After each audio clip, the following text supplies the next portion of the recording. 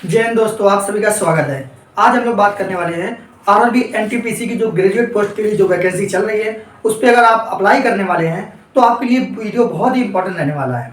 चलिए आपको बताते हैं पूरी एक एक चीज़, आप लोग किस जोन से अप्लाई करें, कौन सा जोन आपके लिए बेस्ट रहेगा और इसकी स्ट्रेटजी कैसे बनाएं, कौन सी बुक से पढ़ें, हर एक चीज़ इस वीडियो में बात करेंगे।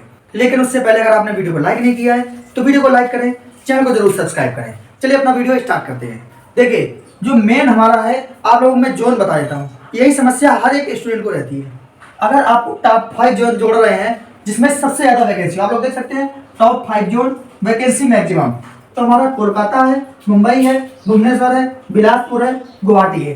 तो इसमें अगर देखा जाए तो सबसे ज़्यादा कोलकाता में, फिर मुंबई में, फिर भुवनेश्वर में, फिर बिलासपुर में, फिर गुवाहाटी में। इस तरीके से हमारा सीरियल है। ये टॉप 5 जोन है हमारे। उसके बाद जो टॉप 4 जोन है जहाँ वैकेंसी सबसे कम है, तो अजमेर हुआ, गोरखपुर हुआ, पटना हुआ, सिलीगुड़ी हुई। सिलीगुड़ी में सबसे कम, पटना में उससे ज़्यादा, तो गोरखपुर उससे ज़्यादा, अजमेर उससे ज़्यादा। इस हिसाब से हमारे टॉप 4 जोन हो गए जहाँ सबसे कम वैकेंसी है। तो आप अगर यहाँ से फॉर्म भरना चाहते हैं, अगर आप यहाँ लोकल के हैं तो आप यहाँ से भर सकते हैं फॉर्म। लेकिन सबसे बड़ी समस्या ये रहती है कि बहुत से लोग कहते हैं कि सर फॉर्म कहाँ से अप्लाई करें, कैसे क्या करना है हमको। देखिए आप क्या किया करें, जहाँ आप रहते हैं, वहाँ से देख लिया करें कि ये जोन हमारा कितनी दूर पड़ेगा, क्योंकि आपका जहाँ सिलेक्शन होगा ना आपको वहीं रुकना पड़ेगा और काफ़ी दिन वहाँ रुकना पड़ सकता है, 4 साल 5 साल। तो भाई इसलिए मैं कहता हूँ कि आप अपने अगर लोकल जोन में रहोगे तो ज़्यादा कंफर्टेबल रहोगे। जैसे बहुत सारे लोग हैं साउथ साइड से फॉर्म डाल देते हैं, अब यहाँ पे तो वो हिंदी बोलते हैं, वहाँ पे जब जाते हैं वहाँ का ना ही भाषा समझ में आती है उनको, ना ही वहाँ का रहन सहन खान पान में एडजस्ट हो पाते हैं। ऐसी बहुत सारी उनको समस्या आती हैं और मैंने ऐसे देखा है कम से कम, अगर मैं बात करूं जो लोग वहां पे जाते हैं करने, 30% ऐसे लोग हैं जो वहां से जॉब छोड़कर चले जाते हैं, क्योंकि वो इतना परेशानी हो जाते हैं, हर एक चीज में वो एडजस्ट ही नहीं कर पाते हैं। इसलिए हमेशा याद रखना, आपको हमेशा वहीं पे रहना है। और कट ऑफ की बात करूं तो देखिए कहीं पे भी ज़्यादा नहीं आती है, थोड़ा सा भी एक फेर होता है बस। और इस बार वैकेंसी ही इतनी कम है भाई, कहीं की कट ऑफ कम नहीं जाएगी। आप अगर सोच रहे हो कि कंपटीशन कम रहेगा तो कंपटीशन कहीं कम नहीं रहेगा। इस बार का वैकेंसी बहुत ज़्यादा कम है। तो आप लोग अपने हिसाब से अपने लोकल जोन आसपास ही अप्लाई करें जहां आपके लिए कंफर्टेबल हो, इसका जरूर खास ख्याल रखें। उसके बाद हम लोग बात कर लेते हैं कि टॉप 5 डेंजर जोन कौन कौन से हैं। देखिए पिछली 2019 में जो वैकेंसी आई थी उस हिसाब से मैं बता दूं, जहां पर भी कम वैकेंसी है, लो वैकेंसी है, वहीं पे लो कट ऑफ रही है। आप लोग याद रखना, जहाँ वैकेंसी कम वहीं कट ऑफ कम। आप पिछली बार का एनालिसिस देख सकते हैं, वहाँ की कट ऑफ सबसे कम रही है। तो आप इस हिसाब से देख लीजिए कि टॉप 5 डेंजर जोन कौन से होने वाले हैं, जहाँ पे ज़्यादा फॉर्म है या जहाँ पे कम फॉर्म है, क्योंकि ये चीज़ आपको ज़्यादा अच्छे से समझ में आएगी। अगर मैं कह दूँ गोरखपुर सबसे सेफ जोन रहने वाला है और सारे बच्चे गोरखपुर में ही घुस जाएंगे, तो क्या गोरखपुर सेफ जोन बचा?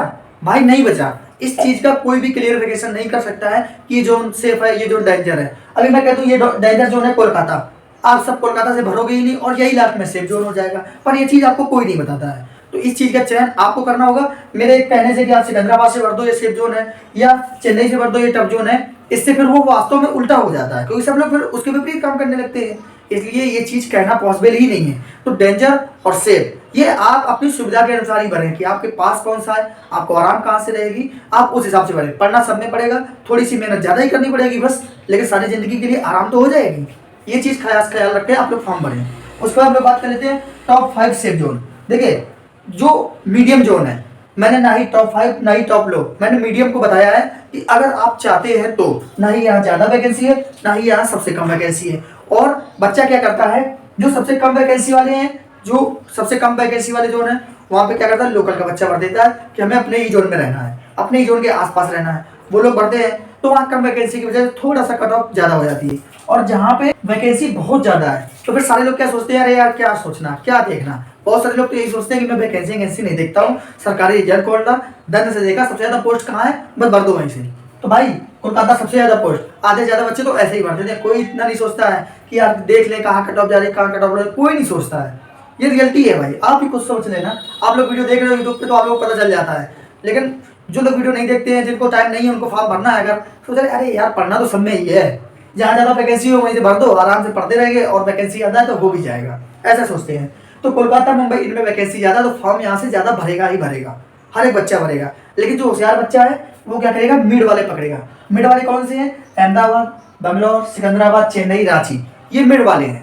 तो आप ये ऊपर के 5-6 छोड़ देना, नीचे के 5-6 छोड़ देना, बाकी बीच के जितने भी जोन है हर जगह 300 400 500 पोस्टें आई हुई हैं। आप वहाँ पे फॉर्म भर देना, जो आपके नज़दीक हो उस हिसाब से भर देना।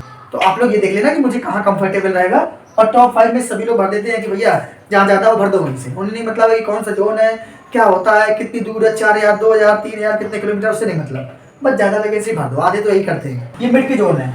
उसके बाद जो हम लोग बात करते हैं बुक्स कौन सी रहेंगी। देखिए बेस्ट बुक्स कौन सी रहेंगी कि आप 90% स्कोर कर पाएँ, क्योंकि भाई इसकी कट ऑफ कम नहीं रहने वाली है। आप सोचो 50% 60% में इसमें सिलेक्शन हो जाए तो भाई पॉसिबल नहीं है। तो इसके लिए बेस्ट बुक कौन सी रहेंगी। रेलवे अभी तक क्या करता है, जो रेलवे का पैटर्न रहा है, रेलवे ने हमेशा क्या एनसीईआरटी को फॉलो किया है। उसको कुछ नहीं मतलब, वो क्या करता है 9th और 10th की एनसीईआरटी को फॉलो करता है। तो आप लोगों के पास अगर पॉसिबल हो 9th और 10th की एनसीईआरटी ले लें। और बहुत से लोग गलती क्या करते हैं, उनको पता ही नहीं है। इस समय जो प्रेजेंट में किताबें चल रही होती हैं वही समझते हैं कि एनसीईआरटी है। भाई वो एनसीईआरटी नहीं है। एनसीईआरटी आप जब लेने जाओगे वहाँ आपको एक पेंसिल ऐसे 2 बच्चे सर्व शिक्षा अभियान वाले मिल जाएंगे बॉक्स में, वो है एनसीईआरटी की बुक्स। बहुत से लोग गलती कर देते हैं। अब जैसे बहुत से लोगों को मैंने देखा है कि रेलवे की बुक आई और उसमें लिखा है एनसीईआरटी पैटर्न पर आधारित।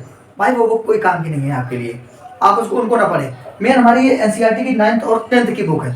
अगर आप लोग नहीं पढ़ना चाहते क्योंकि काफ़ी मोटी मोटी बुक है, तो मेरे पास हर एक चीज़ का नोट्स है, क्योंकि मैंने हर एक चैप्टर का अच्छे से नोट्स बनाया हुआ है, हैंड रिटन नोट्स।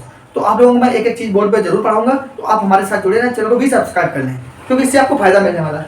और सिर्फ ऐसा नहीं है कि 9th और 10th का है, मेरे पास जो बुक्स है वो 6 से लेके 12th तक पूरी एनसीईआरटी की history, geography, polity, economics, science सभी बुक्स अवेलेबल है।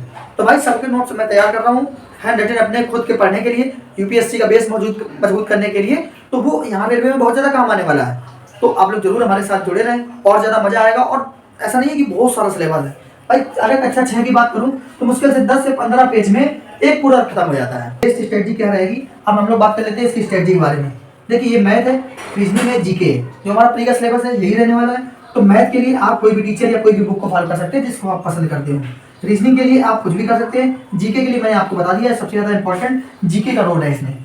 आप खुद जानते हैं जीके में अगर आपने स्कोर कर लिया तो बहुत अच्छा रहेगा। तो जीके के लिए मैंने जो एनसीईआरटी की बताया है, एनसीईआरटी ही आप लोग पढ़ें। एनसीईआरटी से संभावना भी नहीं रहती है गलत होने की, और जो कंफ्यूजन वाले सवाल होते हैं 2-3 जो गलत हो जाते हैं वो आपके गलत नहीं होंगे।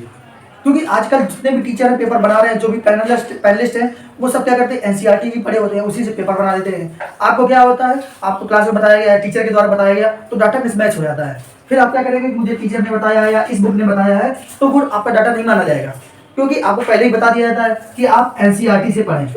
तो आपको एनसीईआरटी पढ़ना बहुत इंपॉर्टेंट है हर एक एग्जाम के लिए, और खासकर रेलवे के लिए। तो एनसीईआरटी अगर आपने पढ़ ली एक बार, तो भाई रेलवे का कोई भी एग्जाम हो आपसे बच नहीं सकता है। और आपको पता है जब आरआरबी ग्रुप डी का एग्जाम था, आरआरबी ग्रुप डी का जब एग्जाम था, मुश्किल से 1 महीना के आसपास मुझे मिला था। और मैंने जो 9th और 10th के थे, जो साइंस के नोट्स बनाए हुए थे, बहुत अच्छे नोट्स हैं। 9th और 10th के बहुत बेहतरीन नोट्स हैं, अपने खुद के बनाए हुए हैं। मैंने अच्छे से डाटा उसका एग्जाम्पल से, उदाहरण से, क्योंकि आपने भी देखा होगा 9th की बुक में बहुत सारे एग्जाम्पल दिए होते हैं एक चीज़ को समझाने के लिए। तो पूरा अच्छे से नोट किया है। सिर्फ 1 महीना था, मैंने बस वही पढ़ के चला गया था, और आरआरबी ग्रुप डी में मेरा हो गया था। आप अभी भी देख सकते हैं, लाइव में मैंने प्रूफ भी दिखाया था। तो रेलवे की बेस्ट स्ट्रेटजी मेरे पास है, मैं अच्छे से निकाल सकता हूँ। वीडियो बहुत ज़्यादा लंबा हो जाएगा, आपको समस्या होगी, इसलिए वीडियो हम लोग यहीं पे एंड करते हैं। साथ ही जो मैंने नोट्स बनाए हैं वो एक एक बोर्ड पे पढ़ाने वाला हूँ, आप लोगों को बहुत ज़्यादा फायदा होगा। तो मिलते हैं अगले वीडियो में, सभी को जय हिंद।